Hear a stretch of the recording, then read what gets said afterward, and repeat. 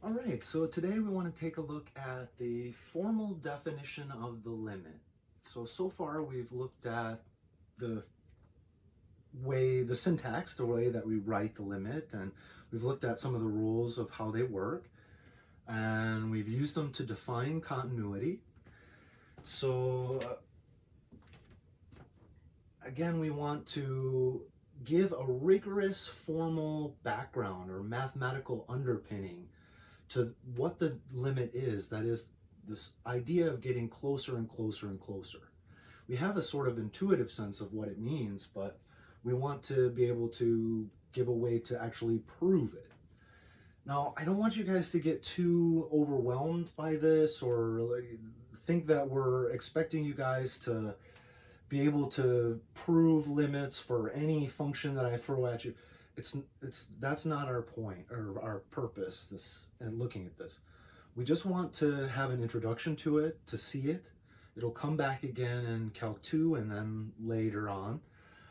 It's a pretty advanced mathematical concept thing to do, so we're not really trying to get too far into it, just to see it, be introduced to it, get a handle on linear functions, being able to do epsilon-delta proofs with linear functions because they're reasonable to get a hold of. But otherwise, that's kind of what our goal is, just to see that there is this formal underpinning, that there is a way to actually prove these limits.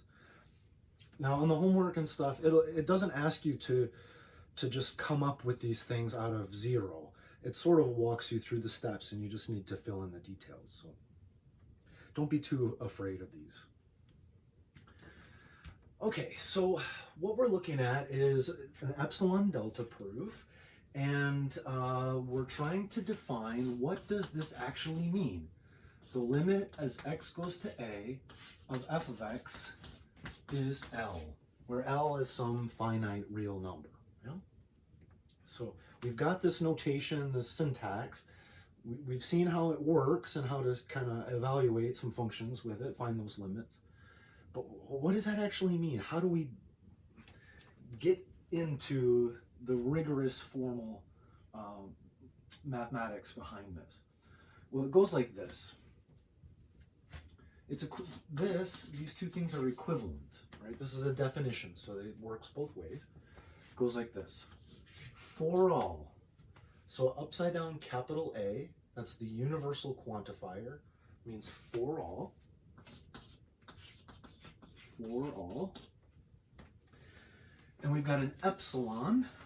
Epsilon's like this curly e, that's the Greek lowercase e.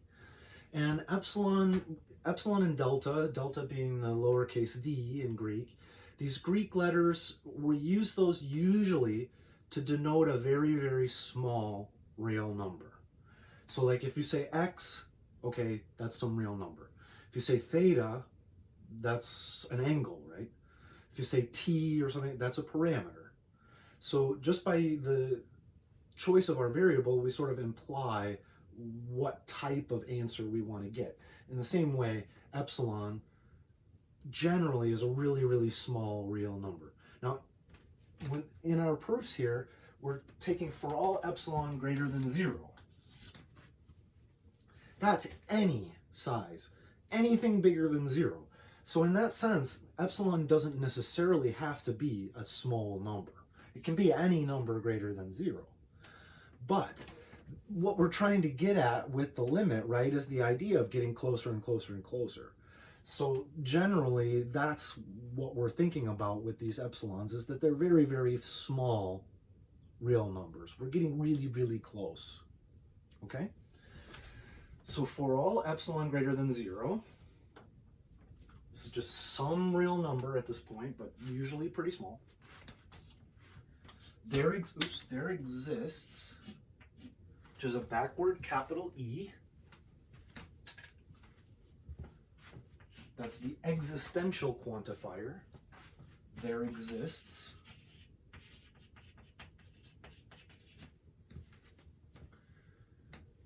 There exists a delta.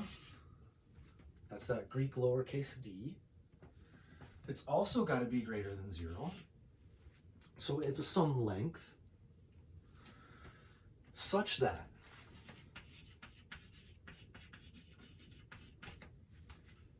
okay, so far we've got for all epsilon greater than 0, any length, there exists some delta such that if the distance, now when I say distance, I'm talking about in one dimension here.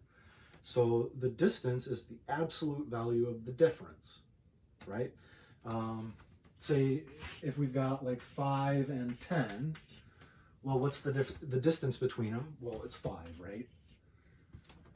10 minus 5, just take the difference. But the distance between 5 and 10 should be the same as the distance between 10 and 5. But if I take 5 minus 10, I get negative 5, right? But negative distance doesn't make any sense. It should be the same. It should be positive 5, which is why I've got to take the absolute value. So in one dimension, right, distance is the absolute value of the difference between them. Okay, so that's what I'm saying here, such that if the distance from x to a, right, a is this x value that the x's are approaching, is less than delta. So here, if the distance between x and a is less than delta, then the distance between the function and the limit is less than epsilon. So the distance between the function and the limit is less than epsilon. This is the formal definition of the limit. For all epsilon greater than 0, there exists a delta greater than 0, such that if the distance between x and a is less than that delta, then the distance of our function to the limit is less than this epsilon. Okay. Now, there are lots of ways to prove that things exist, but for these, kind of the easiest way to prove that something exists is to produce it, right? To say, here, this is the thing that satisfies what you're looking for, right? That proves that it exists. I've given it to you, here it is, right?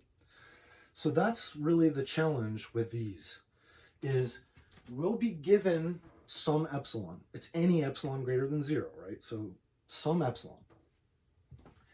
Given that epsilon, to challenge, we have to provide that delta to show that it exists. We have to find it, give that delta such that if our distance is less than delta, then the function value is close to the limit. Okay, so we need to, this is what we need to prove. We're going to assume this, right? This is our hypothesis, if. So we'll assume this, and we need to show, based on this assumption, that this holds true. If that's the case, that we can show that this happens with our delta, then we've done it. Okay, and then we've actually proven that the limit is L. Okay, so let's put a picture, let's draw a picture to see what's going on here. I'm gonna leave that. I'll put it up here. Okay, so I've got some function f of x. Some function f of x. And our claim is that there's some a, some x value, and that there's some L, the limit value, that if x gets close to a, x is getting close to a, like this, so as x gets close to a, what we're saying is the function gets close to L. So x is getting close to a, the function is approaching that L value there. That's our claim. Okay. So we're given this epsilon. It's for all epsilon greater than 0, it's some value, some distance. So it's a challenge. We say, okay, here's my epsilon distance. And here's my epsilon distance away from L, so that this place would be L plus epsilon, and this would be L minus epsilon. So any y value, or any value in that interval here, will be closer to L than epsilon is, right? Either side. So if I'm in here, I'm closer to L than epsilon is. Or if I'm in here, I'm closer to L than epsilon is. So this provides this challenge. Maybe I should do it in a different color.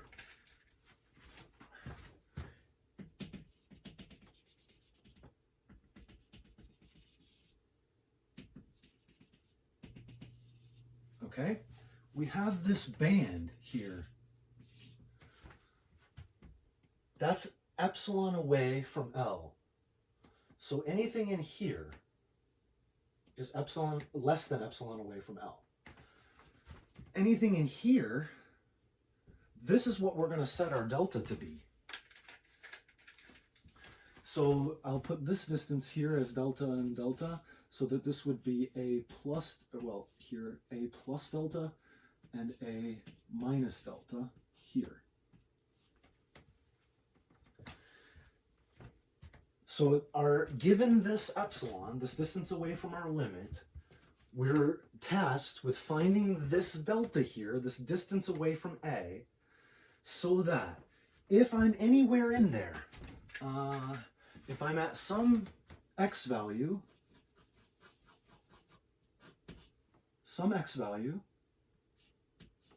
that's closer to A than delta is, so it's within delta of A, then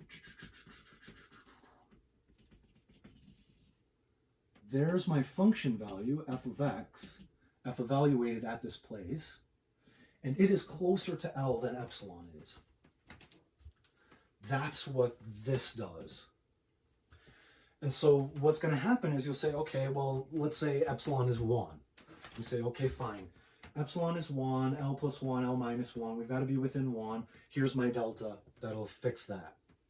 And then you go, oh, no, I was just joking. Let's go 1/10.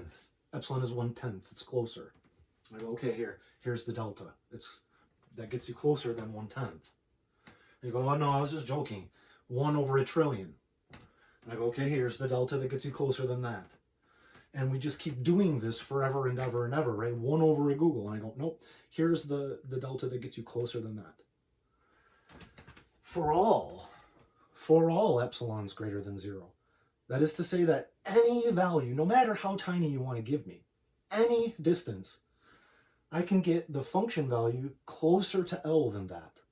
It's closer than any given distance. That means it's got to be that, ultimately. Newton said ultimately equal. If two quantities approach one another such that the distance between them becomes less than any given distance, then the two quantities are ultimately equal. That's Newton from the Principia. So this is the formalization of that. Now we're saying that ultimately it is this limit. At the end of the day, they are actually equal because the distance between them is less than any distance you want to give me, no matter how small. All right, so that's the idea. This is the formalization or the definition of the limit. So let's see how it plays out. We'll use it a few times and hopefully it'll sort of sink in, or at least for linear functions anyway. We have a couple rules that I just sort of gave you outright before. Like, for example, the limit as x goes to a of some constant c is that constant c, right? That one, again, that should make intuitive sense. If we've got some function that's just some constant c, well, really, this is what's called a trivial proof. You know, it makes it even kind of a harder proof to do, honestly, because it's so simple. But it doesn't matter, right? Where our a is, it doesn't matter what a you want to pick. And it doesn't matter how far away x is from a. I mean, x could be way the heck over here. Who cares? It doesn't matter because this function is always just constant. What else would it be other than c, right? Okay, so this idea that it doesn't matter where a is, and it doesn't matter how far x is away from a, it's just always c. We'll see that in a second. That's what's going to make this trivial. So how we go about doing these proofs is we start backward. Okay, we start from what we want to end up with. So we start with f of x minus L less than epsilon. Okay, so this is the background, the scratch work. The reader never sees this stuff, but it's where we'll start. F of x minus L less than epsilon, and we're looking for what we want to get absolute value of x minus a less than something, and that something, that's what I'm going to make my delta to be. Okay, this is the delta that I want.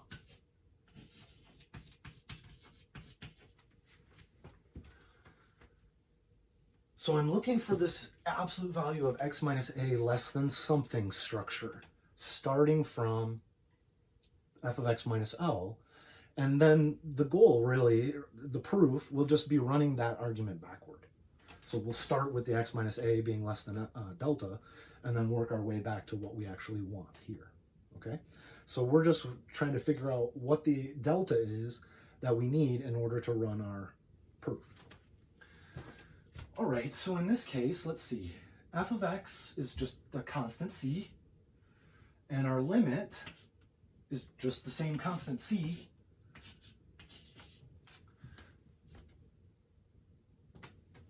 C minus c is just 0. 0 is less than epsilon. Well, this is by assumption, right? We're assuming for all epsilon greater than 0. So we're assuming that epsilon is some length greater than 0. We already know this is true. It doesn't matter what a is or how far away x is, right? Okay. So if we could actually start from here. We can just say assume epsilon is greater than 0, or let epsilon be greater than 0, and then just run this without any of the x and delta stuff. But that doesn't really fit the structure of the proof that we want, so we kind of actually have to jump through a hoop to make this one even look right, because it's so simple.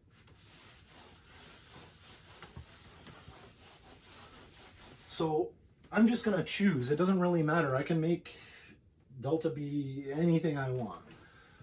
But let's go like this. Okay. These always start the same way. Let epsilon be greater than 0. So we just got some length, some epsilon greater than 0. And here's where we need to give our delta. And let's let delta be equal to the epsilon. Oh, I should note as well, we want delta to be a function of epsilon, right? You've given me, or we're given this epsilon. So we have it to work with in order to find our delta. Those deltas need to work for every epsilon, not dependent on what x is, right? It needs to work for the epsilon, not for particular x's. So our delta needs to be a function of epsilon, not of x. Okay, we won't really worry about that too much now, but when you go on to higher order limits, that's something that you need to worry about. You can't end up with an x in your delta. It can't depend on x, only on epsilon. Okay, so in this case, I'm just choosing delta to be equal to epsilon. Delta doesn't matter in this proof, but fine. So if the distance of x to a is less than delta, this is our assumption, right? then, well, we said delta equal to epsilon. And really, this distance is some greater than 0. Again, this is my sort of forcing it into the right shape, the right structure for the proof. So we have that epsilon is greater than 0. Really, we had that right here, right? It's by assumption. And now we're just working our argument backward. C is f of x. C is L is less than epsilon. There. So we showed if the distance of x to a is less than delta, then the distance of f of x to L is less than epsilon. Therefore, we can conclude, therefore is 3 little dots in a triangle like that. Therefore, the limit, this is by definition, right? We've proven it by the definition. The limit as x goes to a of c is c, by definition.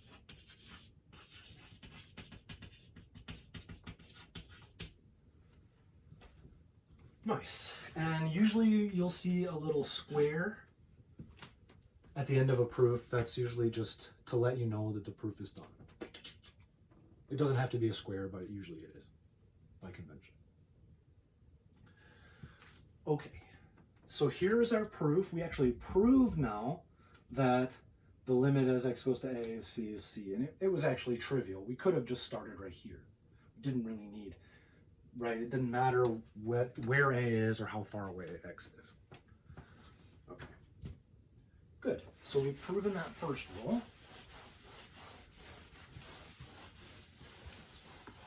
Let's prove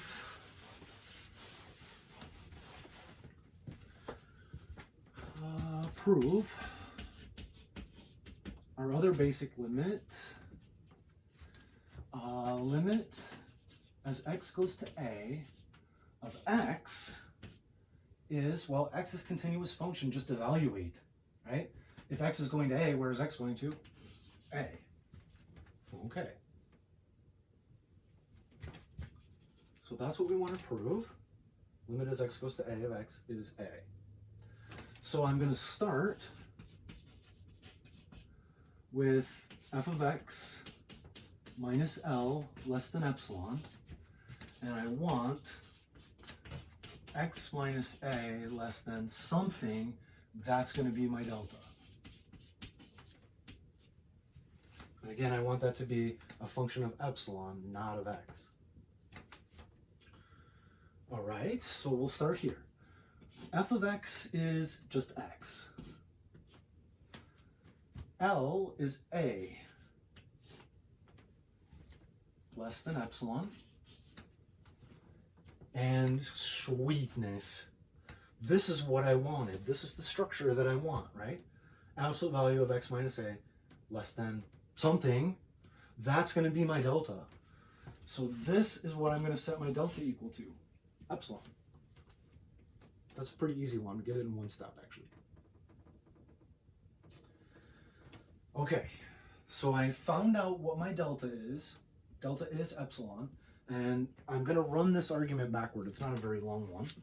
But again, this was the scratch work. Reader doesn't see this.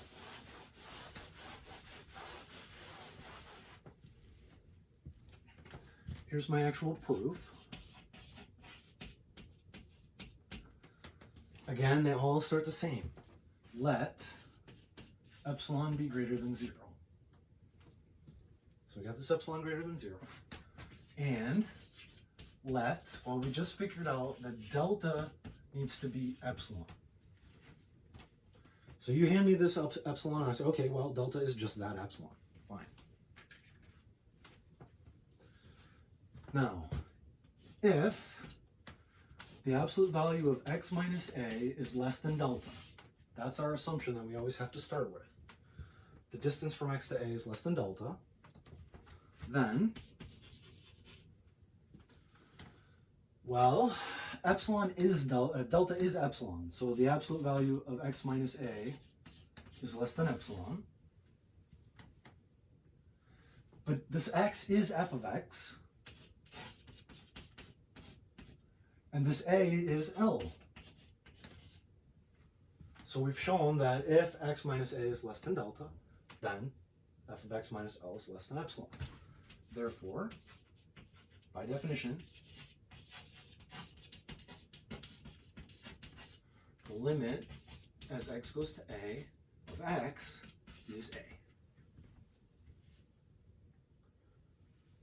Nice. Now that's clearly intuitive, right? X goes to a, x goes to a, of course. So it wasn't a hard proof necessarily, but we've actually proven it now.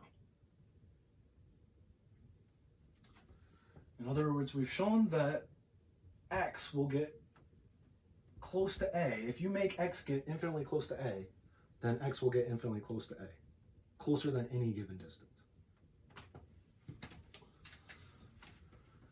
Okay, so those were our two fundamental rules. The limit of a constant is the constant, and the limit as x goes to a of x is that a. Let's try one with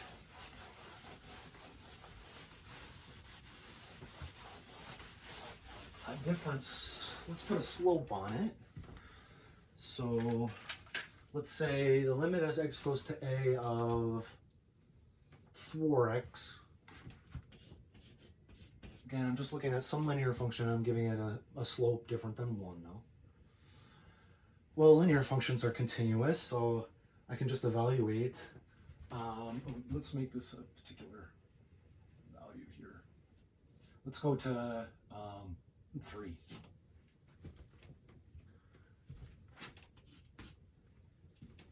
Okay, so the limit as x goes to 3 of 4x, well, like I was saying, linear functions are continuous, so just evaluate at 3.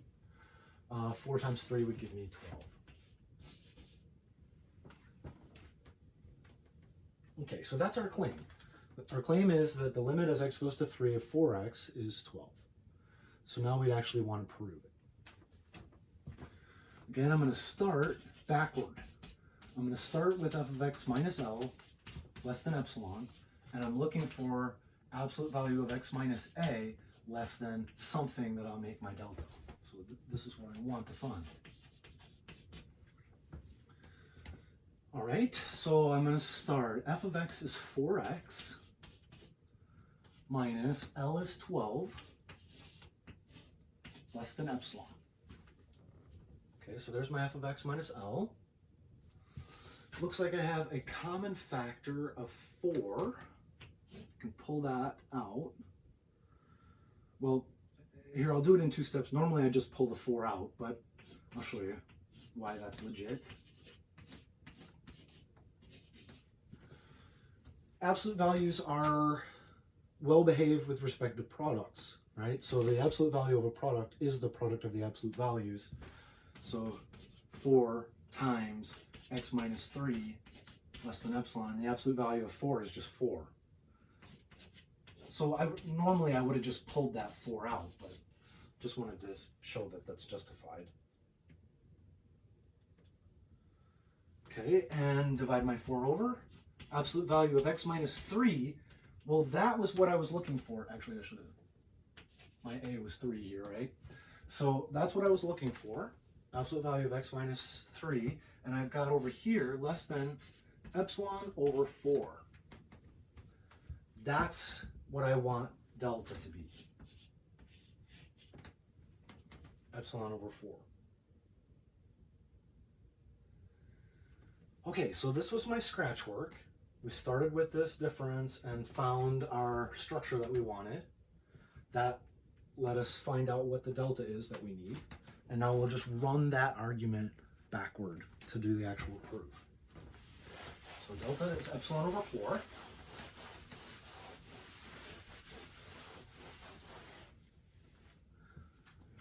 So here's our proof. Let epsilon be greater than 0. And let delta be epsilon over 4. Sweet. If the absolute value of x minus 3 is less than delta, So here's our distance of x to a, where a is 3, is less than our delta. Then, well, we have that delta is epsilon over 4. So the absolute value of x minus 3 is less than epsilon over 4. I'm just going to multiply that over, distribute it through.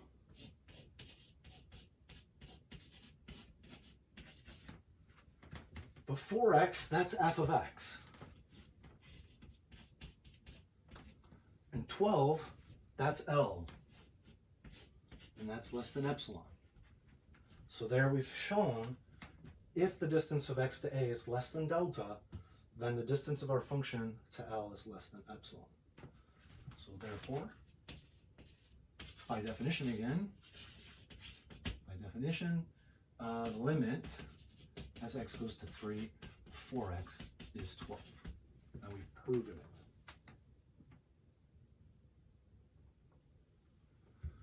it. Okay, let's try one more of these guys. Let's add a b on. So this time we added a different slope. Let's add a slope and a y-intercept.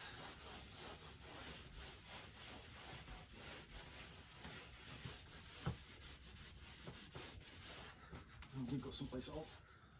Let's go to 2 of negative 5x plus 4. Something like this. Okay, this is a linear function. Linear functions are continuous everywhere, so we should just be able to plug and chug. Let's see, negative 10, 4 minus 10, negative 6. Okay, so there's our claim, that as we go to 2, this linear function goes to negative 6. So I'm going to start with f of x minus L less than epsilon, and I want x and 2, so the distance x to 2 less than something, and that's going to be my delta.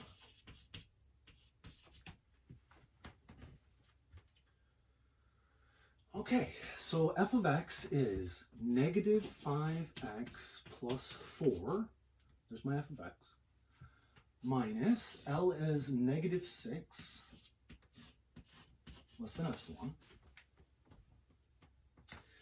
and we have negative 5x plus 10, less than epsilon. Now I can just pull a 5 out of this. I'm actually pulling a negative 5 out, but it'll be the absolute value, right? Here, so I've got negative 5, x minus 2, less than epsilon. And now I'm getting super excited, right? Because that's what I was looking for, the absolute value of x minus 2 less than something. But here I can pull the absolute value of negative 5, which is just 5, out.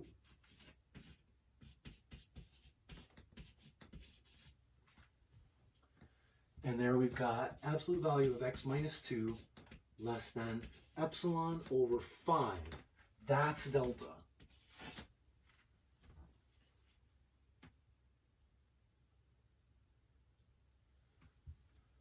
Cool.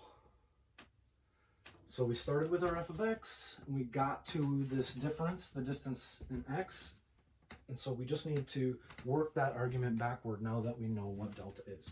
Epsilon over 5.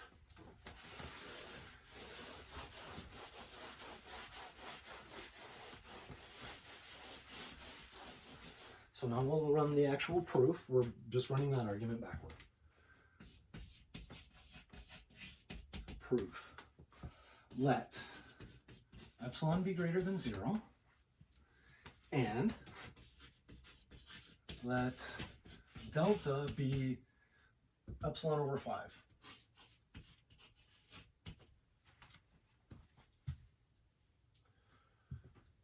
If the distance of x to 2 is less than delta,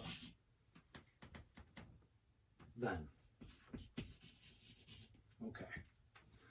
So we've got the distance from x to 2 less than delta is epsilon over 5.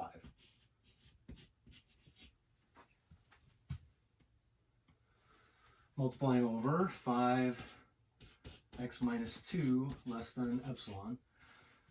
But we remember from when doing this, this is actually the absolute value of negative 5.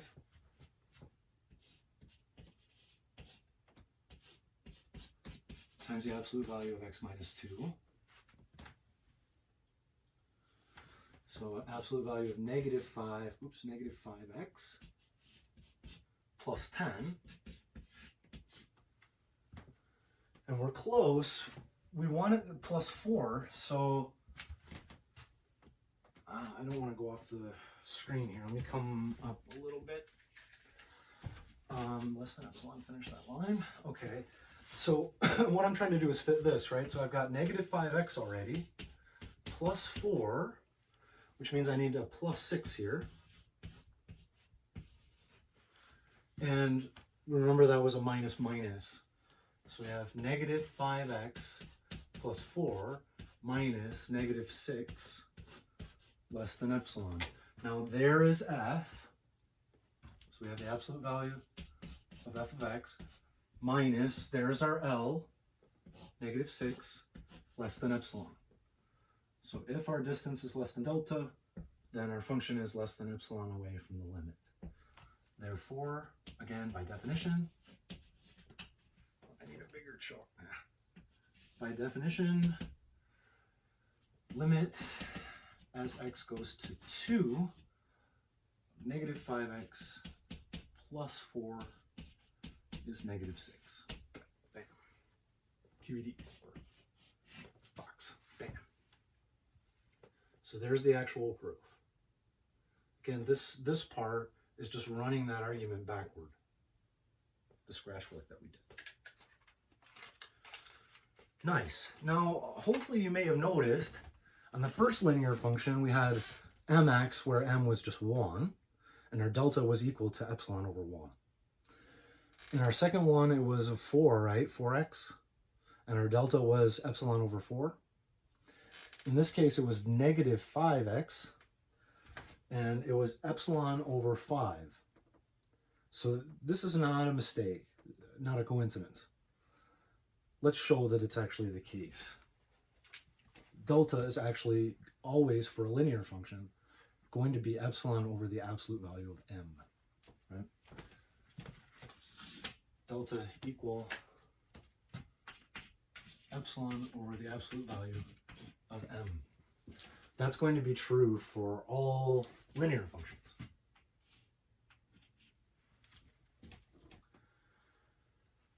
All right, so let's show that.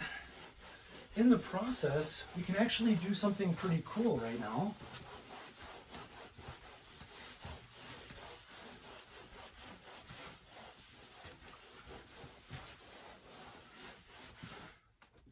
Let's prove that all linear functions are continuous. So we've been assuming that, we sort of know that anyway. They're everywhere defined. There's no holes or jumps or breaks or anything.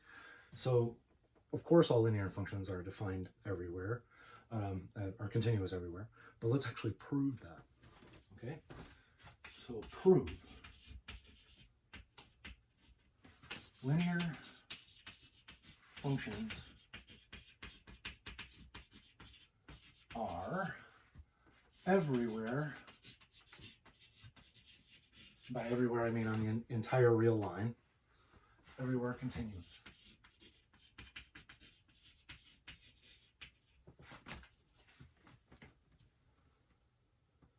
Maybe I should, instead of saying everywhere, let's make it even more formal. Let's say linear functions are continuous on R. Continuous for all real numbers, the whole real line.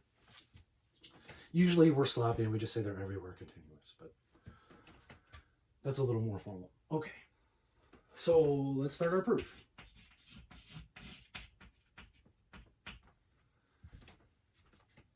There are 3 criterion for continuity. Remember, our function has to be everywhere defined. The limit as x goes to a for it to be continuous at some a has to exist, and it has to be the function evaluated at a. Okay? So those are the three things that we need in order for linear functions to be continuous. So we'll start off and say, we'll be a little hand wavy with this. We'll say, first note, a linear function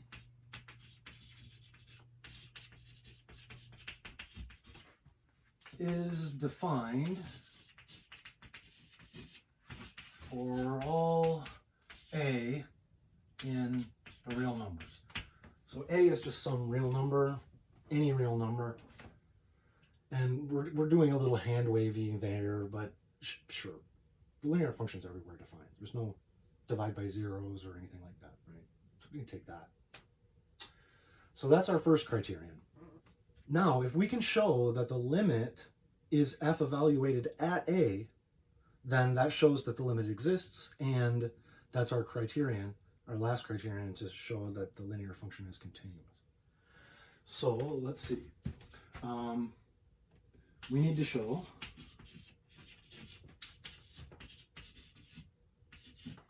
well, what are we trying to show? We're trying to show that the limit as x goes to a of f of x is f at a. So, right? We have that it's defined everywhere, fine. But this will, if we can prove this, then that will show that the limit exists and it is actually f at a. All right. So what are we actually trying to prove? Well, we're trying to, or what do we actually need to show? We need to show the limit as x goes to a. This is some linear function. So mx plus b, that's some linear function, right? Is, well, we need to evaluate that function at a. That's what we're trying to show. So just evaluating this at a would be ma plus b. This is what we actually need to show. If we can prove this, then we've proven that all linear functions are continuous. Because here we're showing that the limit exists and it is actually the function evaluated at a. Okay, so that's what we want to prove. Oh, I shouldn't have erased that. First of all, a linear function is everywhere defined.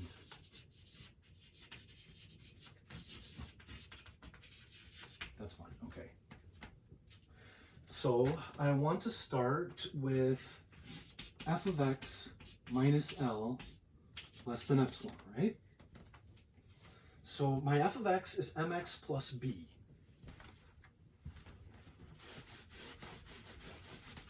Just some general linear function. So mx plus b, that's my f of x. And L, the L that we want is this ma plus b, the function actually evaluated at a. So that's our L, ma plus b, less than epsilon. Okay, so this is where I'm starting. And what I want is x minus a less than something, and that's going to be my delta. Okay, so there's my f of x minus L less than epsilon. This is where I'm starting, and now we're just doing some algebra to see if we can find out what delta should be. So I've got mx plus b minus ma minus b less than epsilon.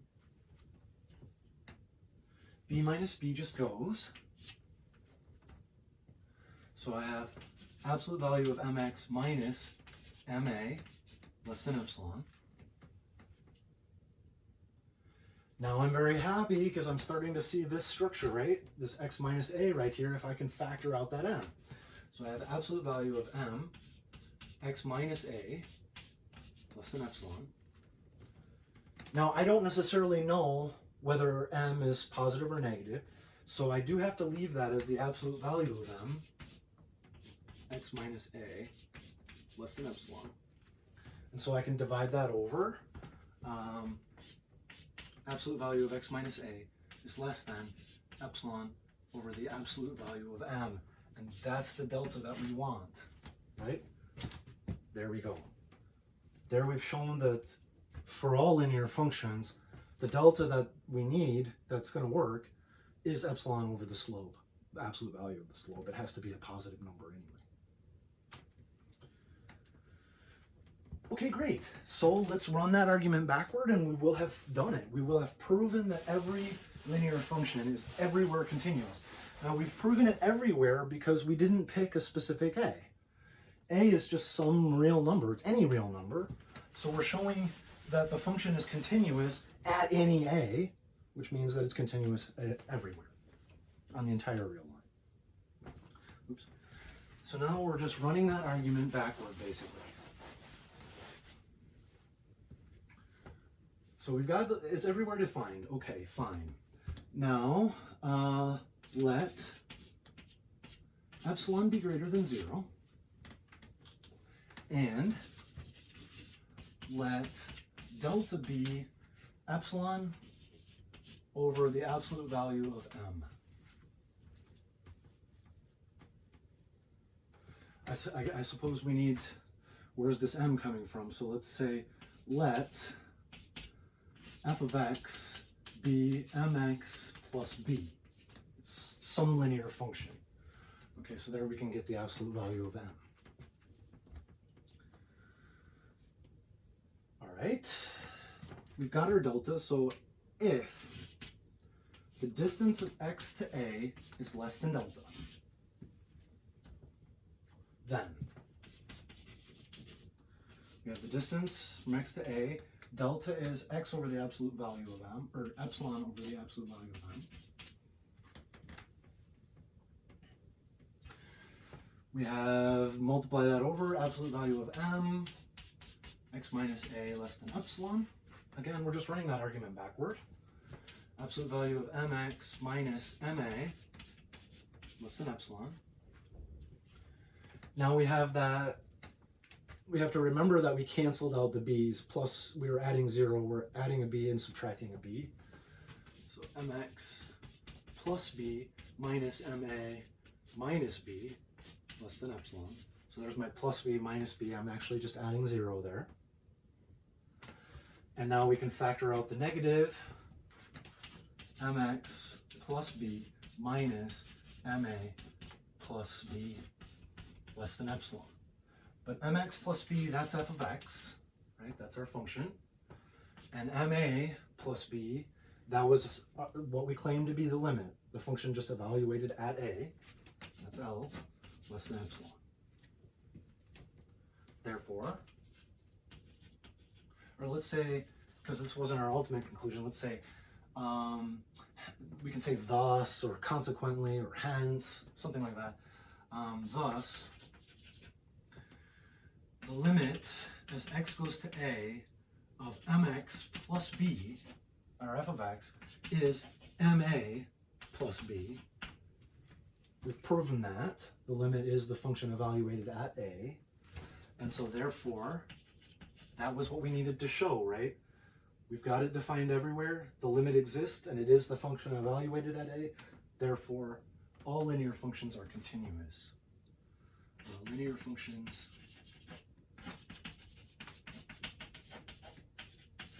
are continuous on R, and I can claim on the entire real line, again, because I just assumed any A, any real number. So that's pretty powerful. All linear functions are continuous, and we actually proved it formally, rigorously. And doing so, we were able to show that it's not a coincidence that the delta that we need for linear functions is epsilon over the slope, or the absolute value of the slope at least. All right, so that's really what we want to have you get a handle on, is being able to run through these arguments and work them through for linear functions, really. When we go to higher degrees, things start to get a little more complicated, and that's kind of above our pay grade, so we don't want to worry too much about it. After this, though, after this section, really, like I said, the point is to see it, to struggle with it, to get an understanding a little bit, an introduction to this. This is not how we're going to end up doing the calculus. We'll use this to derive the rules that we need. And once we've got those rules, we'll just use the rules. Okay? All right.